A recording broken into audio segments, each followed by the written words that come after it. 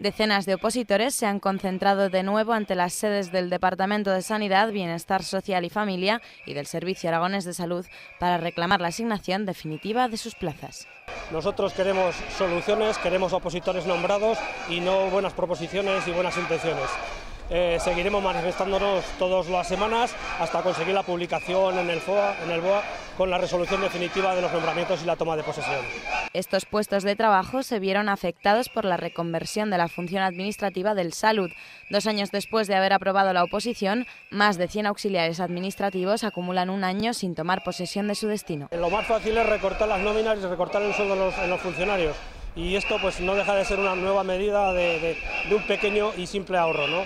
Nosotros creemos que las oposiciones se deben llevar a cabo y se deben de completar el proceso de acuerdo como está establecido, ¿no? No recurrir a la vía judicial, que finalmente si no se lleva a buen puerto nos veremos obligados. Desde el Servicio Aragonés de Salud se ha confirmado la intención de resolver esta primera convocatoria y publicar próximamente los nombramientos en el BOA, aún quedando pendiente la solución de otras 2 a las que también afecta la reconversión.